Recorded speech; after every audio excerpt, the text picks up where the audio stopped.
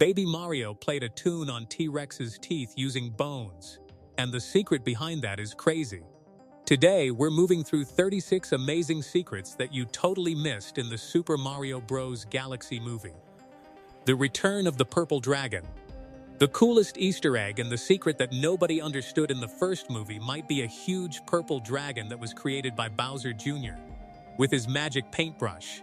It gave heroes serious trouble during their adventures. Few people remember that this giant purple dragon actually appeared in Super Mario Odyssey and was controlled by Bowser himself, unlike in the movie, where Bowser Jr. summons it. The dragon's design still remains faithful to the video game appearances, maintaining the menacing purple scales and that intimidating presence that made it memorable in Odyssey. Bowser's Kiss. If you watch the movie, you would definitely have a good laugh during the scene where Bowser just plants a huge kiss on Mario. But what if I told you this isn't the first time that it has happened? This scene is actually a throwback to the Super Mario RPG game from 30 years ago, where the short plumber and the King of Koopas joined forces to rescue Peach from a villain named Booster, who wanted to force the Mushroom Princess into marriage. When they actually managed to pull it off, Bowser really does kiss Mario on the cheek in the game. The movie recreates the moment perfectly while maintaining the awkward humor of the original scene. New enemies. When Peach and Toad step through the portal in the casino world, we can see several members of Koopa Troopa, like the Goombas and the Shy Guys that already appeared in the first movie. However, here we can spot new Mario enemies in the middle of that somewhat creepy group they run. 4. For example, we see the Octoomba giving the duo a dirty look. On the other hand, there are Charge and Chuck, who are the Koopa wearing American football gear. We can even spot another brand new face amongst the villains, which is Spike. These are the little green guys who usually have accidents and summon a giant spike ball right out of their mouths. Nintendo logo reference. As Peach and Toad are chasing the little monkey Yukiki, who stole the mushroom's backpack, we can see a really big neon project of the letter N. This is a nod to the Nintendo logo from back in the 1980s, which was basically just a giant N. The glowing neon design is a page homage to Nintendo's branding history, while also fitting perfectly in the casino world's aesthetic. Did you notice it? Let us know in the comments down below. Yukiki's thieving nature. Speaking of Yukiki, his being the thief in the movie is no accident. That's because in his game debut in Super Mario 64, the NPC has only one job, which is to steal Mario's hat and do nothing else. In other words, he's just living up to his programming that was given by the intent of the directors, who clearly understood the job and his character's defining trait while incorporating it perfectly in the movie plot. This was just plain genius. Saxophone song.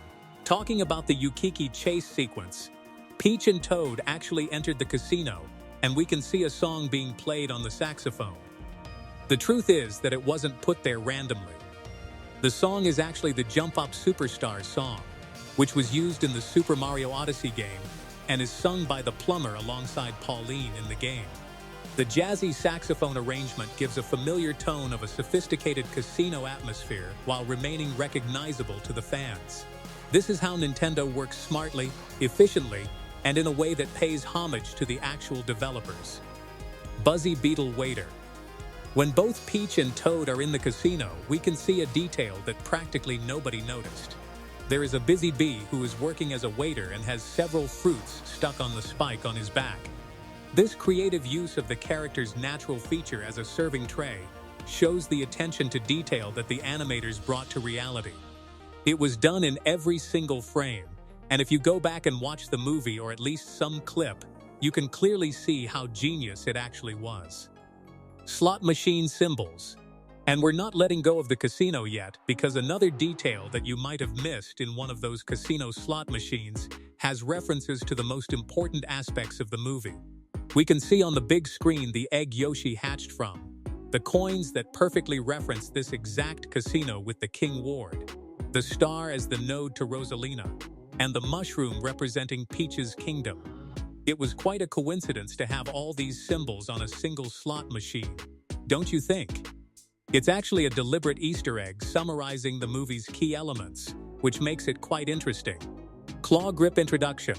We also see one of the moments where the chat between King Wart and Peach doesn't go too well.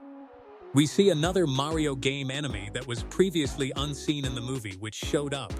It is Claw Grip, who was a regular crab but suffered a magical mutation that was caused by the frog villain. This character originates from Super Mario Bros. 2, where Vart served as the main antagonist, including Claw Grip, reinforcing Wart's connection to mutation and transformation. Near Miss Fireflower. Another very interesting detail that most people didn't even notice also goes down in the casino when one of the slot machines gets three-of-a-kind penguin suits.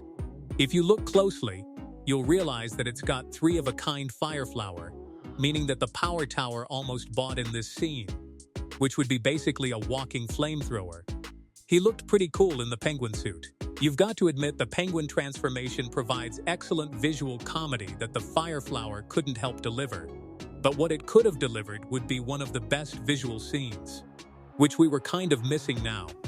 Honey Queen's details. If there is one thing we love about Illumination movies, it is that the attention to detail is absurd in characters and scenes.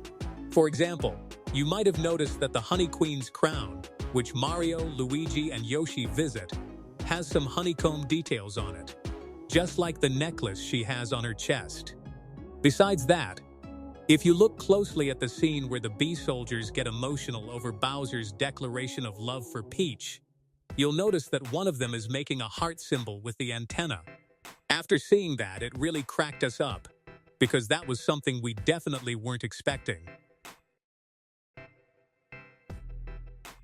Bowser Jr.'s bedroom, Easter eggs. Now let's talk about the scene in Little Bowser Jr.'s bedroom.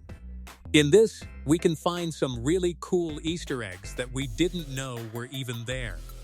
For example, one of the plushies we see is shaped like a chain chomp. On the other hand, we can see a plushie of a bulrush, which are those great creatures that look like a mix of bison and a triceratops dinosaur that show up in the game Super Mario Bros. Moreover, in the background, there's also a plushie of King Caliente that exists in one of the levels in Super Mario Galaxy. To take things up a notch, there is also Bowser Jr.'s dressing, which has drawings of Thwomp, which are one of the most classic and dreaded obstacles in the entire Super Mario franchise. Seriously, if you've ever played a Super Mario game, then this Easter egg and secret is going to shock you. Boo Lamp. We also managed to see that there is a lamp in the bedroom shaped like Boo, the ghost that makes Luigi's life a nightmare in the game Luigi's Mansion. The lamp's glowing design perfectly captured Boo's ethereal nature while serving as the functional bedroom lighting. Did you notice that?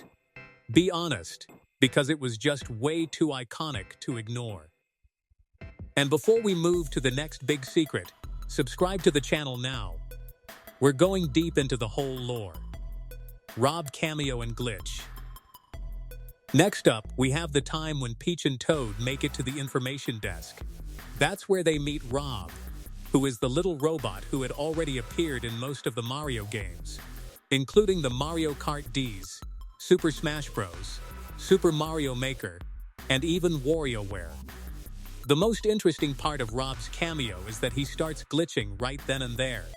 There is zero coincidence that this was a joke, and the director sneaked in the movie about the fact that Rob, who was actually created to be an accessory for the NES console, really did break down a lot. To double down on the joke, we can see Rob's coffee mug having the oil light symbol that flashes in cars when they are broken down. That detail is quite a genius thing. Pikmin debut. Of course, we cannot forget to mention the crossover game reference in the Super Galaxy movie either, which is where Pikmin appear for the first time, coming out of their rocket at a space station. The Pikmin are small creatures, a curious mix of plant and animal, that star in a Nintendo game series, and were created by the legendary Shigeru Miyamoto, who is the exact same creator of Mario. Their inclusion represents Nintendo's broader gaming universe, just beyond the Mario franchise, and how much the creator has already built just for our entertainment. Space Station Code YK1968. When Beach asked for information and help from Luma, who is on board the rocket, we can see the code YK1968. If you look it up, you will find out that the letters are references to the first man to travel through space, which is the Russian Yuri Gagarin, whose name starts with Y. The K is probably due to the origin of his homeland, which is the small town of Klushino, where the astronaut was actually born. As for the numbers, they still hold a huge meaning since they formed the year 1968, which was the most important year for the whole space exploration to this day. That was when the NASA Apollo 8 mission was executed, and the first crewed mission to leave Earth's orbit and orbit the Moon. Fox McCloud appearance. Right after that, we see one of the biggest surprises of the movie, which was the appearance of none other than Fox McCloud, who's the protagonist of the game Star Fox. What few people know is that in the scene where his team is introduced, the background music playing is also very similar to that of the game. The orchestral arrangement immediately signals to fans that this is the leader of the legendary Star Fox team. Fox's inclusion openly opens the possibility for even more new crossovers in future films. What do you think? And who do you want to see next in the movie? Let us know in the comments down below. Bowser Jr.'s Arsenal. One of the coolest details we found is in the scene where Bowser Jr. activates his arsenal, and we can see some of the most awesome references ever. For example, we can see the two Nintendo Zappers, which are classic video game accessories that are shaped like light guns, created by Nintendo for the NES in 1985. We can even notice that one of the Zappers is red and the other one is blue, which is a clear nod to the Nintendo Switch Joy-Cons. Blue Boomerang. But what about the blue boomerang that we found as well? It was something that we find in the game Super Mario 3D World, where we are introduced to the boomerang suit worn by Mario, which gives him a turtle shell on his back. This is Boomerang Mario. The weapon's distinctive curved design makes it instantly recognizable to the fully fledged Mario fans who love his various superpowers. Did you notice it? FLUDD device. Another item we can notice in Bowser Jr.'s lineup is the Flash Liquidizer Ultra Dousing device, also known as FLUDD. It is a water-spraying device that is designed to be worn on the back and was also created by Professor E. Gadd, who is the same creator of Bowser Jr.'s paintbrush. FLUDD originally appeared in the Super Mario Sunshine game, where it served as Mario's primary tool for cleaning up Isle Delfino, Super Scope Baby Ray. But we see that the weapon Bowser Jr. ends up using is the Super Scope, which turns Mario and Luigi into babies. However, it was originally designed to be used on the SNES as the light gun in the game Yoshi's Safari. It has another interesting experience in the franchise. It was used in the live-action mode from 1993 as an evolution gun, which was exactly the opposite of what happens now in this second Mario movie. The reversal of the weapon's function shows how they are trying to reinterpret the existing Mario lore. T-Rex teeth music. And now let's talk about the one secret that we talked about in the introduction earlier. When Baby Mario and Baby Luigi run into T-Rex, we see Mario using bones to play a little tune on the dinosaur's teeth. That is none other than the Mario theme song itself. The iconic melody still remains recognizable even when played on some of the most unconventional instruments, demonstrating the power of Nintendo's legendary music game. Bowser's screensaver. You might have noticed another crazy thing in the movie. In the scene where the redeemed Bowser looked hopeless in this space after thinking that Peach, Mario, and the others had been destroyed, we can see that the screensaver on Bowser Jr.'s ship is his official symbol. We love the detail. Even in the moments of emotional vulnerability, Bowser's branding matters more than his own life. Planet Bowser Amusement Park. Now let's talk about Planet Bowser, because the moment when Bowser Jr. shows the place to his dad, we can see the huge amusement park that he has built on the evil planet. This is a huge reference to the park that appears in Super Mario 3D World, specifically Bowser's amusement park levels that combine dangers with carnival aesthetics. The movie's version expands this concept to a planetary scale, showing Bowser's ambition that extends beyond the single kingdoms. Luma Jacket. When Team Mario invades Planet Bowser using the Comet Observatory as the ship, We also notice that some Lumas are wearing jackets. This is the exact jacket worn by Fox McCloud in the older version of the Star Fox game. The subtle crossover detail connects two different Nintendo franchises through the same costume design, which is quite interesting. 16-bit game versions.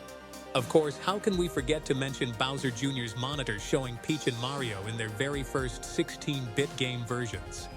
The nostalgic reference acknowledges the character's long history while showcasing how far graphics have evolved from the original Super Nintendo era. Mr. Game & Watch.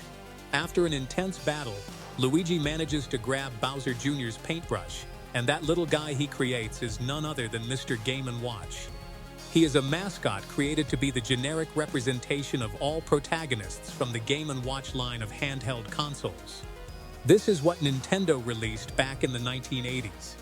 A Mr. Game & Watch has a two-dimensional appearance that contrasts dramatically with the movie's three-dimensional animation, which creates visual comedy while honoring Nintendo's earliest gaming hardware. Did you notice it? Secret visual gags. Next up, we have another crazy secret. Throughout the casino sequences, background characters react to their main action in ways that would reward close viewing. Shy Guys can be seen nervously watching the slot machine while Goombas shuffle coins between themselves. These subtle animations give the world depth and make repeated viewing worthwhile as new details keep coming. Yoshi egg symbolism. The egg symbols appearing throughout the casino aren't just there for the show. They foreshadow Yoshi's hatching later in the film. The careful viewers who notice these eggs early would recognize the setup for Yoshi's eventual appearance. This type of visual foreshadowing is something that only the best of the best and people with amazing visual perception could understand. Penguin suits. When Toad gets the penguin suit transformation, the physics of his sliding movement accurately reflect how the power-up works in the Super Mario games. He accelerates downward slopes and has difficulty stopping, just like in the source material. The attention to the game mechanic translated into animation is just something so interesting to see. Did you notice it? Koopa Troop diversity. Another crazy thing to understand is the variety of Koopa Troop members throughout the film. It represents species from multiple Mario games over decades. From classic Goombas to newer enemies like the Chargin' Chucks. This movie creates a whole new comprehensive army that acknowledges the franchise's full history. Sound design Easter eggs. Beyond just visual references, this movie includes various sound effects that are all directly from the game. This includes coin collection sounds, jump effects, power-up jingles, and all the other audio cues that trigger nostalgia for players who have heard them thousands of times while they are playing. Bowser Jr.'s character development. Bowser Jr.'s character development needs to be studied. He went from a simple, mindless villain to now exploring relationships with his father, the Koopas, and allies. This has already been seen in the video game, but now it is refreshing to see a new side of him in the Super Mario Bros. Galaxy movie. Were you shocked too? While most of these secrets are easy to miss in the movie, you must have noticed a few of them while watching it. Let us know in the comments down below, and subscribe to the channel if you want to stay up to date with the latest Easter eggs and facts about your favorite TV shows and movies.